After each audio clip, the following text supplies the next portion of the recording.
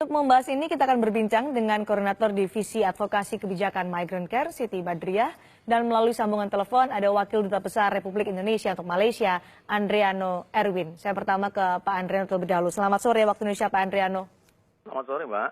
Pak Andriano, informasi terakhir yang kami dapat ada 51 tenaga kerja ilegal yang ditangkap atau dirazia di Malaysia, 4 diantaranya adalah warga negara Indonesia. Benar informasi ini, Pak Andriano? Itu kutipan dari media ya, mungkin itu data yang terakhir kita dengar ya. Ya. Untuk yang perkembangan selanjutnya kita belum mendengar. Ada berapa lagi warga negara Indonesia yang mungkin terkena razia akibat berakhirnya program rehiringnya. Jadi KBRI Indonesia, KBRI di Malaysia belum mengetahui jumlah warga negara Indonesia yang terjaring dalam razia ini? Belum, jumlah pastinya belum ada. Karena ini kan terus berproses ya, atau mungkin terus bertambah. Dan program atau mungkin sweeping kalau kita katakan razia ini kan baru dimulai tanggal 1 Juli kemarin. Dan perlu diingat bahwa ini bukan hanya warga negara Indonesia, tapi ada 15 negara pengirim tenaga kerja. Dan yang juga memberikan kontribusi terhadap PATI yang ada di Malaysia. Gitu. Tapi apakah ada upaya lebih dari KBRI untuk bisa mendata berapa warga negara Indonesia terjaring dalam razia? Karena informasi soal razia ini sudah terdengar sejak 3 atau 2 hari yang lalu, Pak Andriano. Mungkin harus diluruskan dulu ya Mbak ya. Kalau kita lihat bahwa informasi pasti kita punya channel untuk bisa koordinasi terus dengan pihak imigrasi Malaysia. Karena itu rutin pada saat pertama kali program rehiring ini juga dijalankan, kita sudah koordinasi. Dan kalau sekarang pihak Malaysia melakukan razia, tapi tidak hanya Indonesia, tapi juga terhadap 14 negara lainnya yang memang ada memiliki PATI di sini, kita tetap koordinasi jumlahnya. Dan kontak terus kita laksanakan dengan pihak-pihak yang kompeten atau otoritas yang ada di Malaysia. Karena tenaga kerja tidak berdokumen resmi juga menjadi isu di Indonesia dan juga di Malaysia, Pak Andriano. Betul. Lalu adakah beberapa orang atau mungkin ada yang sudah melapor ke KBRI di Malaysia terkait dengan mereka yang tidak berdokumen? Adakah laporan itu masuk ke KBRI, Pak? Kalau lihat daripada fluktuasi daripada berakhirnya program rehiring ini, tentunya akan bertambah banyak para TKI ilegal kita yang akan meminta penerbitan SPLP. Sebagai contoh hari ini, fluktuasi jumlah pemohon mencapai 700-800 orang. Dari normalnya SPLP paling banyak 300-400. Dari situ kita melihat bahwa para TKI ilegal yang tidak memiliki dokumen resmi datang ke KBRI dan kita layani untuk pengurusan SPLP-nya begitu. Kami juga mengutip apa yang disampaikan oleh Wakil Ketua DPR Fadly Lizon terkait dengan razia TKI ilegal di Malaysia. Diminta adalah KBRI melindungi warga negara Indonesia meski mereka terindikasi bekerja secara ilegal di Malaysia. Bentuk perlindungannya seperti apa yang diberikan KBRI saat ini, Pak Andriano? Yang pasti kita harus bedakan dulu ya. Pada saat dia kena razia, tentunya adalah wewenang daripada otoritas Malaysia. Pada saat dia sudah ditampung di dalam satu depo imigrasi, kita akan dihubungi dan kita melakukan kunjungan ke sana, memastikan hak-hak mereka tentunya dipenuhi. Itu bagian daripada bentuk perlindungan kita. Dan kita memastikan itu juga pada saat mereka nanti diproses secara hukum. Dan pemulangan pun pasti ada kontribusi atau peran daripada KBRI. Paling tidak kita harus menerbitkan dokumen pada saat mereka dipulangkan dari depo imigrasi di Malaysia ke Indonesia. Dari situ sudah ada peran KBRI yang secara berkesinambungan terus kita lakukan seperti itu. Termasuk juga monitoring ke basis buruh migran Indonesia yang tidak berdokumen, dalam artinya adalah basis-basis TKI yang tidak berdokumen ini, Pak Andriano. Mohon maaf, bisa diulang pertanyaannya? Sudahkah KBRI juga melakukan upaya monitoring ke basis-basis atau wilayah-wilayah tempat tenaga kerja Indonesia tanpa dokumen yang ada di Malaysia? Oh, itu rutin. Bahkan pada saat bulan puasa kemarin kita ada namanya Safari Ramadan. Kita datangi konsentrasi warga Indonesia yang tidak memiliki izin tinggal ataupun permit kerja. Kita memberikan penjelasan kepada mereka perlunya memiliki dokumen, perlunya jadi TKI yang legal. Dan itu dilaksanakan kita tidak hanya di Kuala Lumpur saja, tapi kita ke beberapa tempat yang menjadi wilayah kerja KBRI Kuala Lumpur. Seperti pada saat bulan puasa kita pergi ke Perak atau negeri bagian Perak ya. Kita pergi juga ke Malaka, kita pergi ke ada mungkin juga sampai ke Kuching kemarin gitu, walaupun itu bukan wilayah kerja kita, tapi kita memberikan satu penjelasan pentingnya menjadi TKI legal dan menggunakan alat transportasi yang legal. Karena kita mengetahui beberapa waktu lalu penggunaan transportasi ilegal kapal yang ilegal mengakibatkan banyaknya warga negara Indonesia atau TKI kita yang meninggal dunia karena kecelakaan di laut. Pak Andriano di studi Kompas TV juga telah hadir Koordinator Divisi Advokasi Kebijakan Migrant Care, Mbak Siti Badriah. Mbak Siti, kalau Anda dari Migrant Care sudah akan mendapat data berapa tenaga kerja Indonesia yang akan terjaring dan ditahan oleh polisi di Raja Malaysia dalam razia? Ya, kalau pemerintah saja belum ada data ya, apalagi kita ya.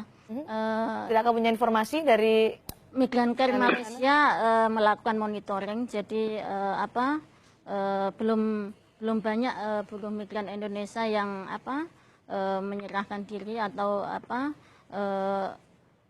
mungkin ada beberapa yang sudah ditangkap begitu ya, cuma belum tahu itu identitasnya.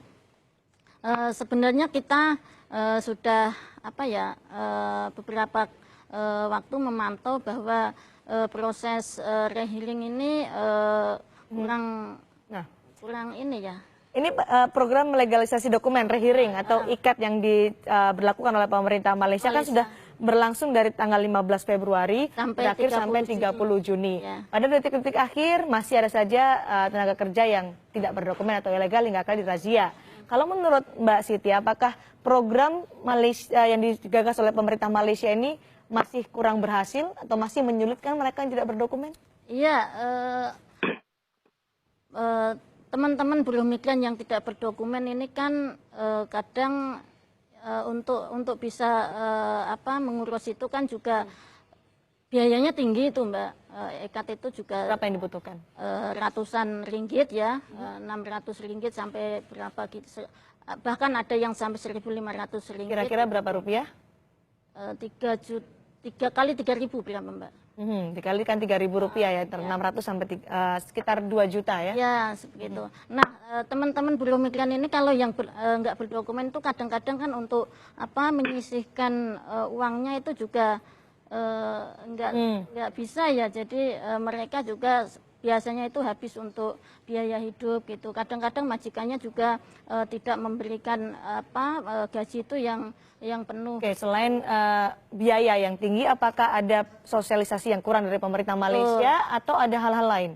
Sosialisasi juga kami rasa kurang ya. Jadi basis-basis buruh migran itu juga tidak mengetahui proses rehearing ini. Kemudian juga program ini sebetulnya itu harusnya itu mengeluarkan biaya seberapa begitu. Nah, kemudian juga ada ini juga kalau melalui program ini kemudian ada blacklist. Jadi di daftar hitam beberapa waktu lagi nggak bisa masuk ke Malaysia. Itu yang dikhawatirkan oleh para tenaga kerja Indonesia. Ya, karena mereka kan membutuhkan pekerjaan itu. Mbak Siti pernah menjadi tenaga kerja Indonesia di Malaysia tahun 2002 ya. Pada saat itu Mbak Siti pengalamannya sudah berdokumenkah atau sudah legal? Ya, sebenarnya saya masuk Malaysianya itu berdokumen. Cuman karena waktu itu saya dijual belikan oleh agensi ke beberapa majikan, kemudian saya lari begitu, kemudian menjadi buruh migran tidak berdokumen. Tetapi waktu saya tidak berdokumen itu mungkin nasib saya lagi bagus ya. Malah saya mendapatkan majikan yang lumayan bagus, kemudian saya gajinya lebih tinggi daripada buruh migran yang pada saat itu Mbak Siti pulang ke Indonesia, kembali lagi ke Malaysia? Tidak, saya tidak kembali lagi ke Malaysia. Saya juga sebenarnya waktu menjadi buruh migran tidak berdokumen itu kan satu rumah gitu sama teman-teman buruh migran yang tidak berdokumen gitu. Sempat juga waktu mau pulang itu kontak KBRI begitu, minta difasilitasi, dan kemudian yang saya harapkan dan teman-teman harapkan itu enggak bisa dipenuhi oleh KBRI. Kami minta dijemput gitu karena kami tidak tahu tempatnya, tapi saya dan teman-teman punya biaya untuk pulang begitu. Ya, karena nggak ada yang bisa jemput, kemudian ada ini juga akhirnya kita pulang lewat jalur ilegal. Lewat jalur ilegal juga? Jalur laut, iya. Pak Andriano, tadi disampaikan memang program IKAT ini sepertinya sosialisasinya kurang berhasil. Ada juga menilai seperti ini, Pak Andriano? Kalau saya ngelihat tidak seperti itu ya. Jadi mungkin kita harus melihat dulu secara utuh apa sih itu program rehiring ya. IKAT adalah salah satu dokumen atau mungkin kartu identitas dikeluarkan oleh Kementerian Dalam Negeri Malaysia dalam ini imigrasi. Kenapa saya bilang sosialisasi ini cukup cukup luas? Di website dari tiap vendor. Jadi pemerintah Malaysia menunjuk 3 vendor, yaitu Iman, MyEG, dan Bukti Megah. Itu jelas disebutkan. Biayanya, breakdown-nya semuanya jelas. Itu satu. Kedua, kami pun selalu untuk sosialisasi itu menyampaikan program ini. Memang yang harus kita pahami di sini adalah ini tidak seperti program amnesti, di mana ada syarat-syarat yang memang tidak semua TKI itu bisa memenuhi. Tapi paling tidak sosialisasi dan langkah-langkahnya sudah dijelaskan secara rinci dan juga ini seharusnya sudah menjadi sosialisasi atau program diketahui oleh tenaga kerja di sana ya, Pak Andrian. Betul. Karena pertanyaan sering datang ke kita, bahkan datang ke embassy pun kita tanyakan. Dan ingat, ini Malaysia menunjuk 3 perusahaan swasta untuk menghandle masalah program rehiring ini. Nah, begitu. Jadi mereka sudah juga menyampaikan melalui websitenya, terus banyak kalau kita lihat di jalan-jalan di kota-kota tertentu itu ada selebaran-selebaran ataupun juga ada banner yang mengatakan di sini terima proses program rehiring. Tentu itu berarti di perusahaan-perusahaan yang ditunjuk oleh pemerintah Malaysia. Jadi dari pihak Malaysia itu sudah ada memang. Cuman karena untuk rehiring ini harus dibedakan dengan amnesti, di mana ada syarat-syarat yang harus dipenuhi, ini menyebabkan banyak TKI kita yang tidak bisa ikut. Dan perlu dipahami bahwa tidak semua TKI ilegal yang bisa ikut dalam program rehiring ini. Ada ketentuan-ketentuannya yang harus dipenuhi seperti itu. Ini yang ada syarat-syaratnya. Ada syarat-syaratnya. Ini yang membuat tidak banyak orang yang bisa atau eligible secara persyaratan untuk bisa ikut dalam program rehiring ini.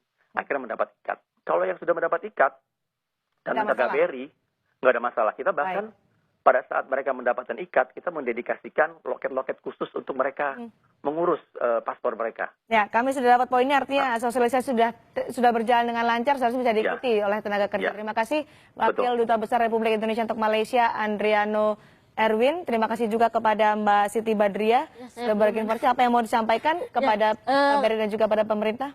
Kami meminta perwakilan pemerintah lebih aktif ya untuk menjemput bola teman-teman buruh migran yang terindikasi non dokumen gitu, tidak berdokumen, harus juga membuka lebar seluas-luasnya Wisma Duta ataupun krisis center itu harus dibuka kalau bisa 24 jam lah supaya teman-teman itu merasa terfasilitasi dan juga terwakili di sana. Iya, jadi negara hadir itu mereka juga merasakan begitu. Terima kasih Mbak Siti Badriah dari Migrant Care telah bergabung di Kompas.